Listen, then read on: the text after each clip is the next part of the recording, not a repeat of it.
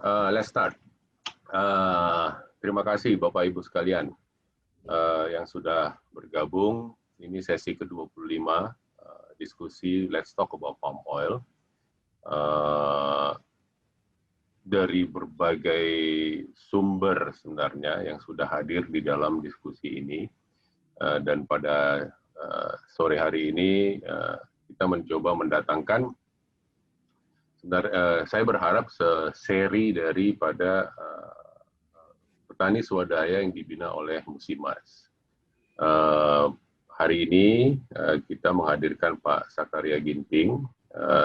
Kalau Bapak Ibu, teman-teman yang sudah melihat videonya di YouTube, Pak Sakaria yang pertama, ya, nomor 1. Dan kemudian sore hari ini juga kita didampingi, Pak Sakaria didampingi oleh Pak Rudman Simanjuntak, yang juga ada di dalam video tersebut. Yang tadi nanya, itu kok kecil-kecil pohonnya Pak? Gitu kan? Jadi orangnya ada di sini tuh.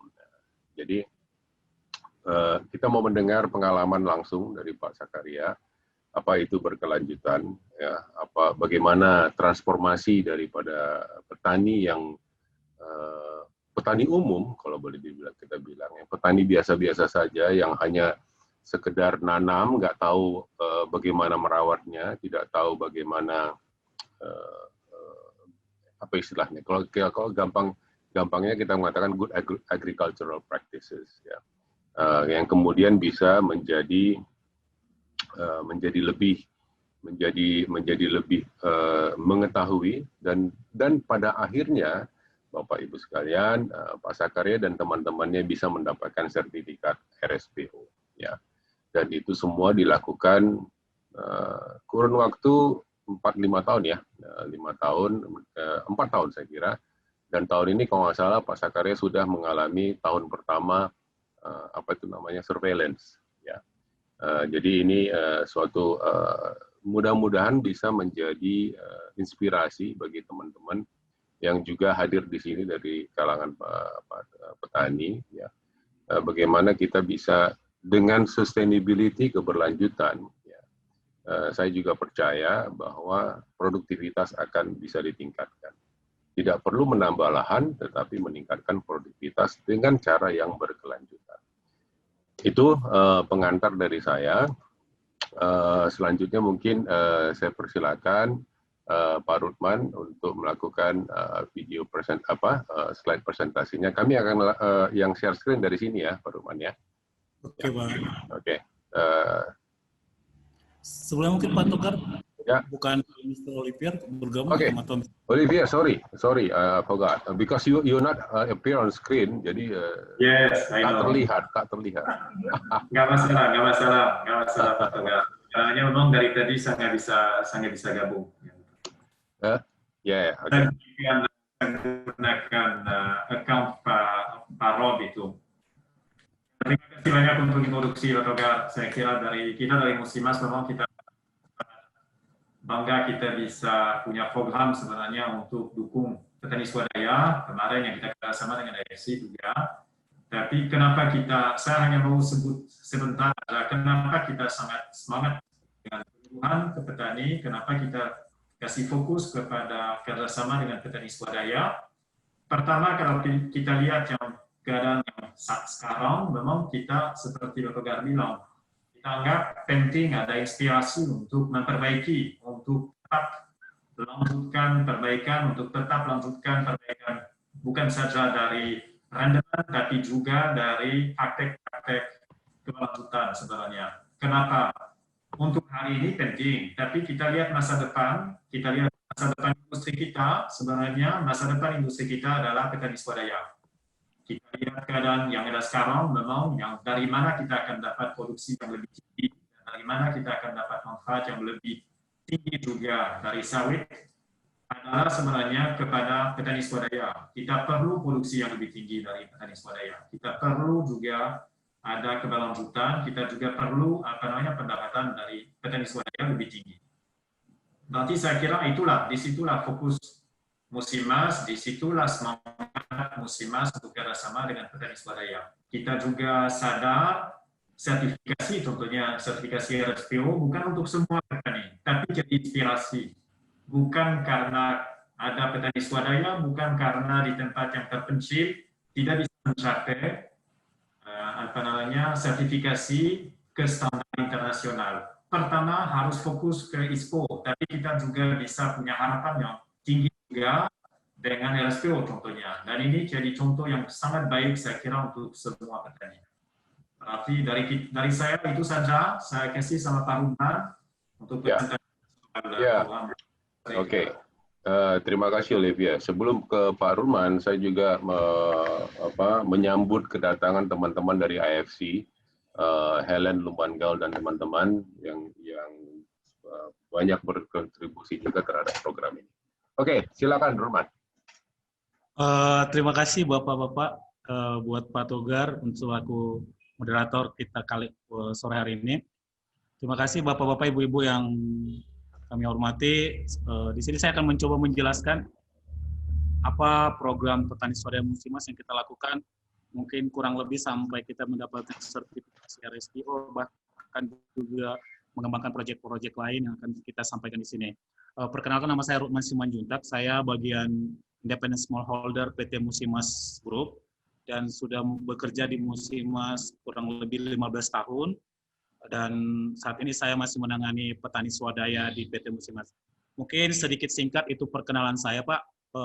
Selanjutnya saya akan menjelaskan beberapa slide yang ada nanti sambil diskusi kembali. Program petani swadaya Musimas. Next, Pak. Pak Togar. Oke. Ya. Di sini saya akan mencoba menjelaskan ke Bapak-Bapak, Ibu-Ibu bahwa program pengembangan petani swadaya kita membagi di PT Musimas, kita ada membagi lima komponen. Yang pertama itu adalah bagaimana namanya hasil panen.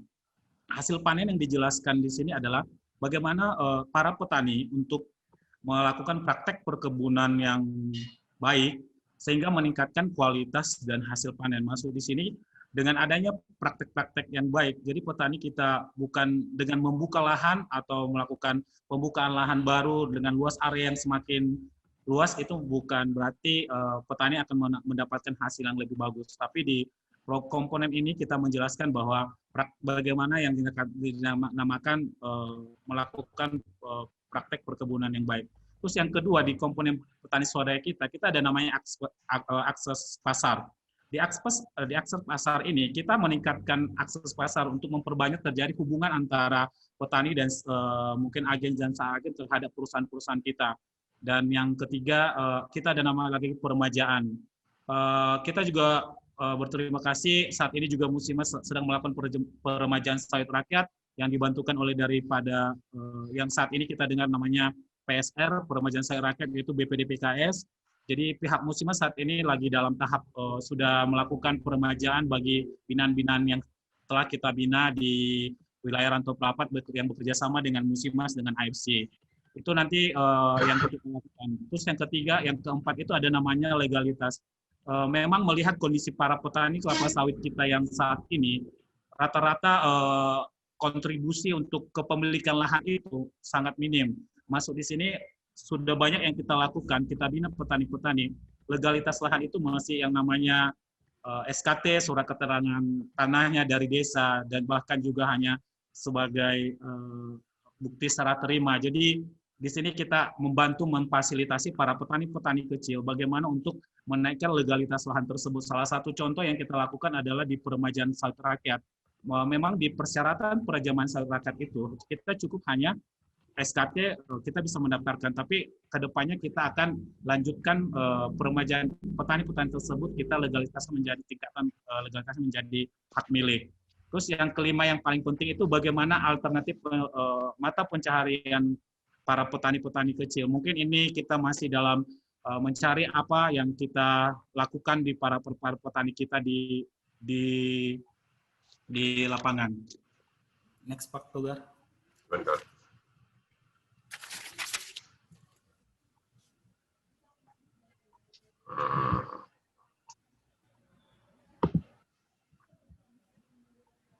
Sebentar ya, sebentar, sorry.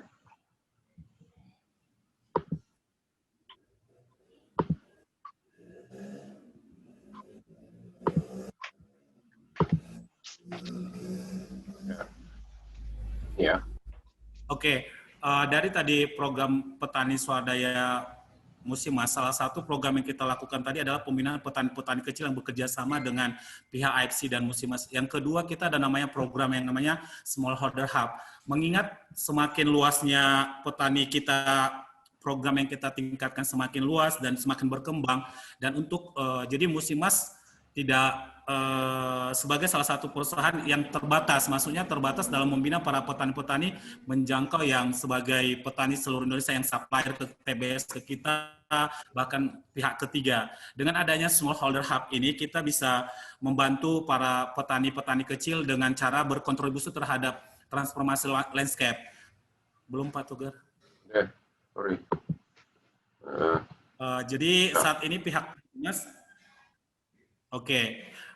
masuk daripada Smallholder Hub ini, kita adalah membina para petani kecil dengan cara kita melakukan engagement terhadap pemerintah setempat dan Musimas dan pemangku kepentingan. Maksudnya pemerintah setempat, salah satu contoh yang kita lakukan di bekerja sama dengan Aceh Selatan, kita ada pemangku kepentingan, salah satunya adalah General Mills. Jadi di selain kita melakukan kontribusi terhadap para pembina. Jadi di sini kita membina para penyuluh petani pemerintah untuk sebagai menghubungkan pihak Musimas terhadap para petani kecil.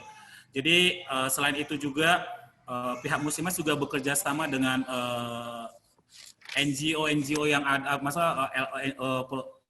konsultan-konsultan yang ada seperti IDH, PepsiCo, Unilever itu yang saat ini kita ada lakukan di Aceh Tamiang.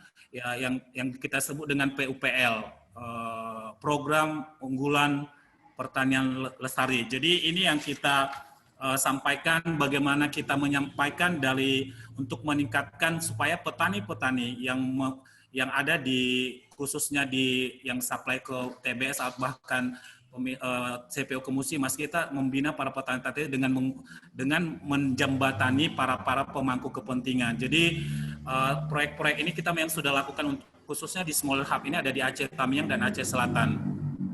Next, Pak Togar. Ya. Oke.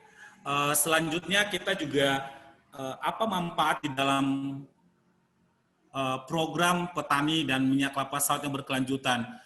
Di dalam program pengembangan petani swadaya yang ada di PT Musimas dengan yang kita bina saat ini, melihat selain kita mengintegrasikan dengan isu-isu yang ada di luar, bahkan yang seperti yang kita bilang Sustainable Development Goals ini, ada 17 poin-poin yang mengisukan untuk permasalahan-permasalahan yang dihadapi di masyarakat Indonesia. Dengan adanya program pengembangan petani swadaya ini, kita lebih untuk presentasi kali ini kita lebih fokus terhadap poin yang pertama dengan poin yang kelima. Yang pertama ini adalah bagaimana kita no poverty, yaitu maksudnya menghapus kemiskinan. Mungkin di yang kedua, yang kelima itu adalah tentang gender. Di poin yang pertama ini nanti kita akan dengarkan petani kita, mungkin Pak Ginting, asosiasi, apa yang manfaat yang didapatkan setelah melakukan para pembinaan yang dilakukan oleh AFC dan Musimas, sehingga dengan adanya program ini dengan SDGs 1 dan S5 ini kita bisa jalankan.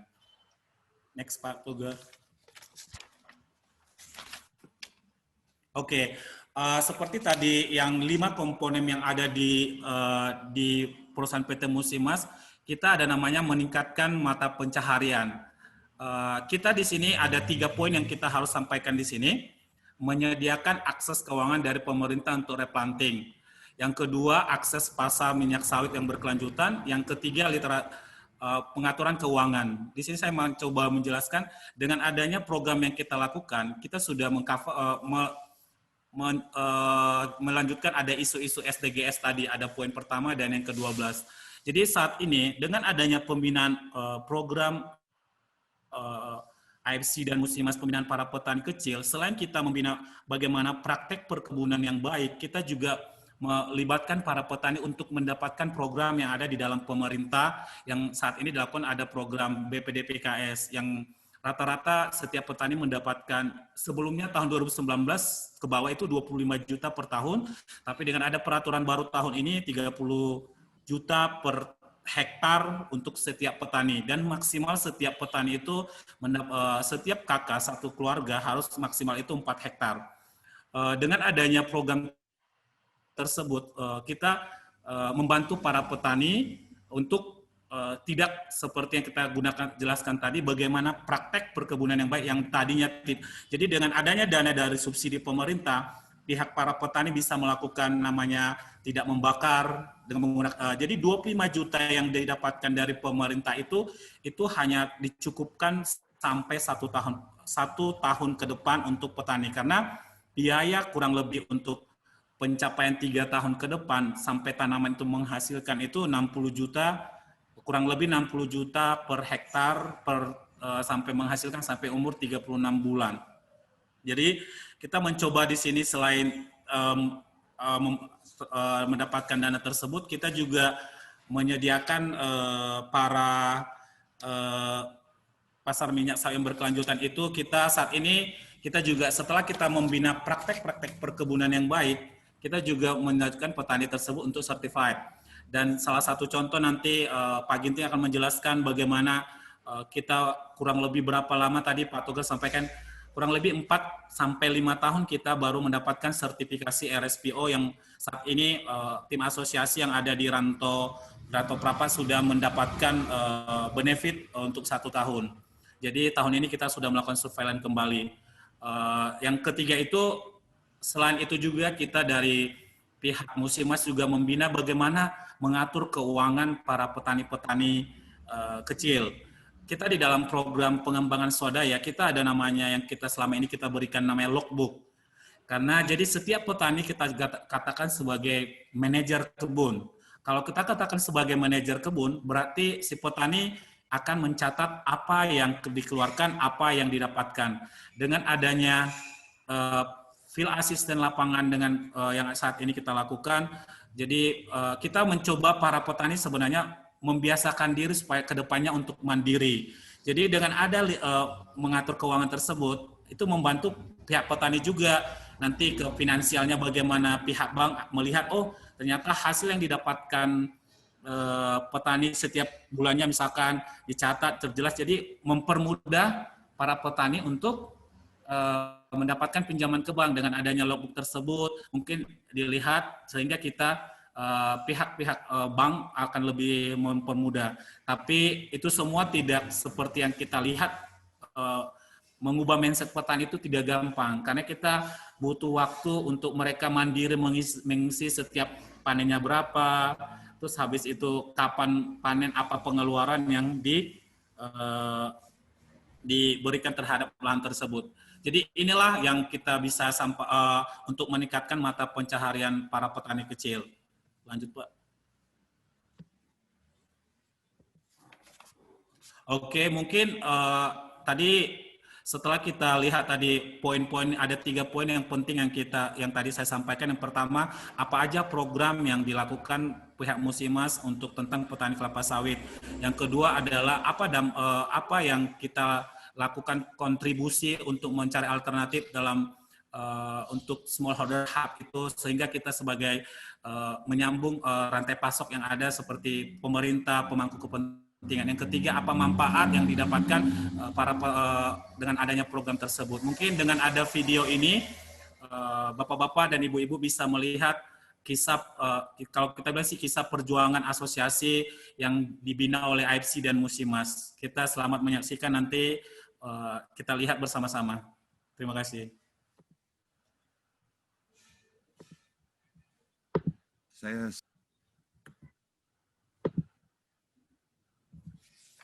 bermimpi tanaman saya, sawit saya ini bisa berbuah dengan baik, kehidupan saya akan lebih bagus lagi. Gitu. Pada tahun 95 itu harga getah karet itu kan masih lumayan gitu, makanya kita cari dulu yang namanya kebun karet gitu. Ya, tapi semakin hari hasilnya semakin berkurang. Sementara saya terbiasa dengan makan enak. Ini kalau selera makan saya nggak bisa saya kurangi. Sementara pendapatan tetap dan pengeluaran itu semakin hari semakin banyak, saya mulai berpikir apa yang harus saya kerjakan.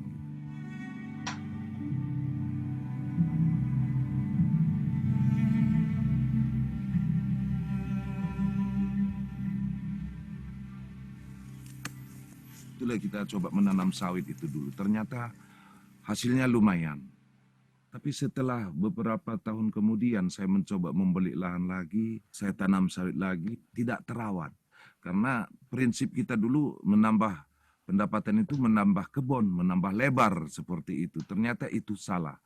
Terbuktinya kita dapat rasakan itu setelah ada bimbingan dari IFC dan Musimas itu, kita diajari untuk macam mana kita bisa memaksimalkan hasil ladang kita itu sendiri gitu.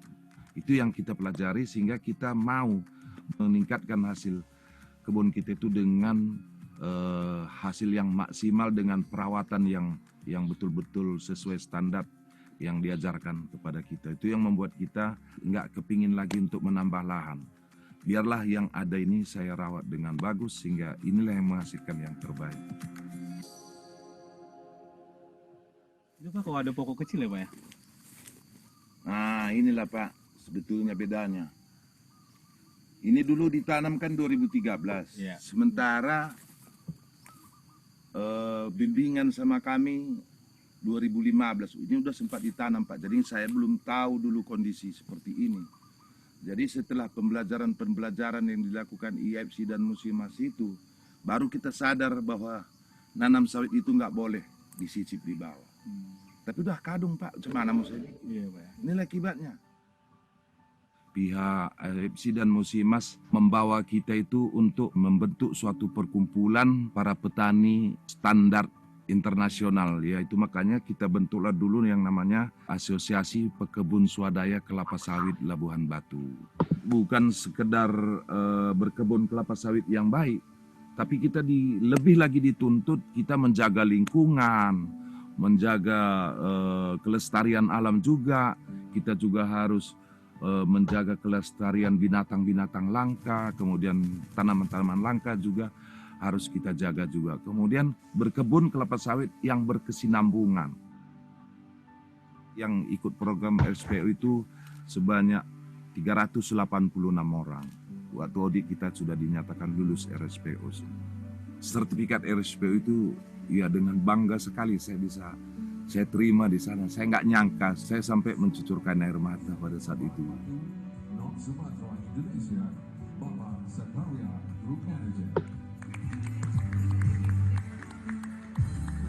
Bisa begini Tuhan. Saya bangga sekali. Dan saat ini juga kalau saya ingat, saya mau mencucurkan air mata. Begitu bangganya saya membawa nama baik teman-teman yang lulus sertifikasi ini sehingga kami bisa dinyatakan oleh dunia internasional sebagai petani yang baik, petani yang berkelanjutan. Setelah saya melepaskan jabatan saya sebagai ketua asosiasi, sana saya akan memancing ikan, manggang ikan, makan enak. Itu yang saya inginkan.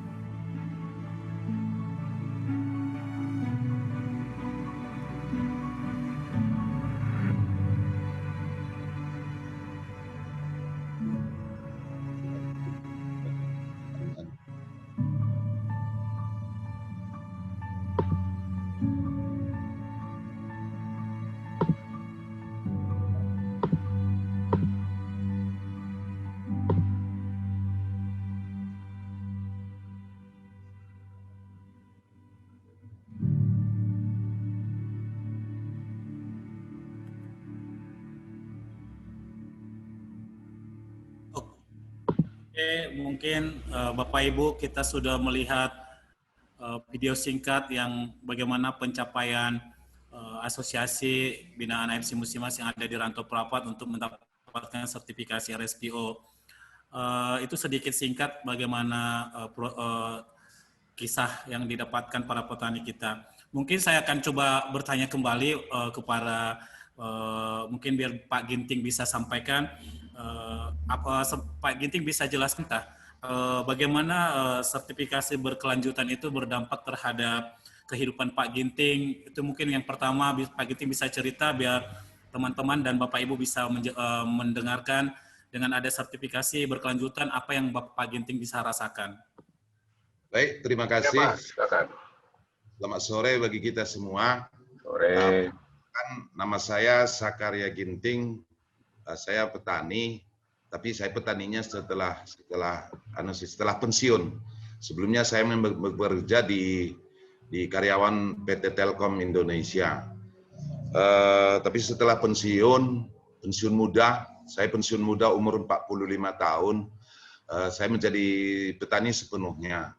Sebelumnya memang sewaktu saya belum mengenal yang namanya program IFC Musimas, kami ya sebagai petani awam ya, petani awam mungkin yang dulu juga nggak mengerti bagaimana sebetulnya cara berkebun kelapa sawit itu yang baik. Termasuk dari awalnya pemilihan bibit juga dulu kita sulit. Nah, jadi tanaman saya pertama itu memang bibitnya pun ya statusnya nggak jelas gitu. Tapi kita bersyukur belakangan ini memang untuk memilih bibit kita sudah cukup dapat akses ke PPKS gitu. Jadi dampak yang saya dapat sebetulnya pertama ya saya merasa bangga menjadi petani yang diakui dunia dengan lulus RSPO itu. Kemudian ya dampak ekonominya juga ya hasilnya pasti meningkat. Yang dulunya kita bangga punya penghasilan 500 kilo per hektarnya per panen, ya sekarang kita sudah merasa kecil karena sudah bisa mencapai di atas itu, ya bahkan pernah kita bisa mencapai 1 ton per hektarnya per sekali panen gitu. Nah, kemudian dampak sosialnya ya dengan mengikuti asosiasi ini, ya saya sih jadi orang keren, banyak dikenal orang gitu. Di mana-mana saya jadi kenal orang gitu. Jadi terkadang saya bingung, Pak Ginting, kata, ini di mana saya kenalnya? Tapi mereka kenal saya. Ya saya pura-pura kenal aja, memang harus gitu kan. Nah, jadi itu dampak sosialnya. Jadi tapi memang problemnya awal-awalnya memang sulit, sangat sulit mengajak para petani itu untuk ikut asosiasi karena mereka belum tahu manfaatnya. Tapi setelah berusaha semaksimal mungkin kita memang dapat juga suatu audit pertama itu sebanyak 386 orang itu dengan luasan 386 petani dan luasan 685 hektar. Pada bulan September 2019 kita diaudit dan dinyatakan lulus. Ya puji syukur pada Tuhan tahun 2019 kita telah terima sertifikat itu di Bangkok, Thailand. Dan syukur juga di tahun ini juga kita sudah mengikuti surveillance dengan menambah anggota menjadi 735 orang dengan luasan 1.532,08 hektar.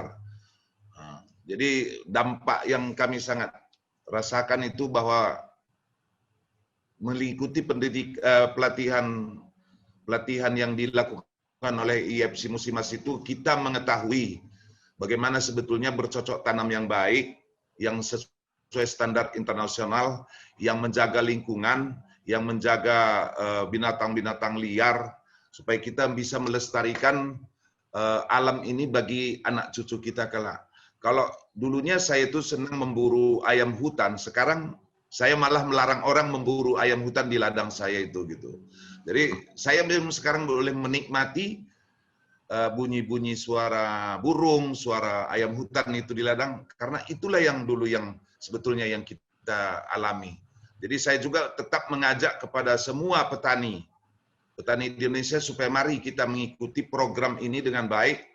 Mari kita bercocok tanam, berkebun kelapa sawit itu dengan baik dan benar, tidak merusak lingkungan. Harapan kami satu lagi supaya kita pihak pemerintah lah bisa menjaga kestabilan harga TBS supaya dengan demikian kita bisa langgeng gitu. Kemudian ada hal yang lain lagi yang untuk petani berkelanjutan itu supaya kita bisa melakukannya sesuai dengan standar, sesuai dengan di video saya tadi, bahwa menanam menyisip di bawah itu tidak bagus. Lebih bagus kita mengikuti program PSR itu, apalagi sekarang sudah disediakan oleh pemerintah. Jadi mungkin itu saja yang boleh saya sampaikan, supaya mari kita menjaga lingkungan kita untuk anak cucu kita. Terima kasih. Terima kasih Pak. Terima kasih Pak Ginting. Sangat menarik ya. Prinsip-prinsip berkelanjutan itu bisa diperkenalkan dan dilaksanakan dan dibuktikan oleh para petani swadaya. Di antara kita juga ada beberapa teman-teman yang dari asosiasi petani. Kalau nggak salah Anton ada ya, Anton, Pak Mukhtar Sinaga, dan juga Tolen Ketaren. Ada kok kan? Ya, tadi ada dia. Ada, Bang. Hadir dia kan? Ya, mungkin sharing inilah kesempatan pertama, batch pertama dari petani ke petani dulu lah, kita dengar dulu.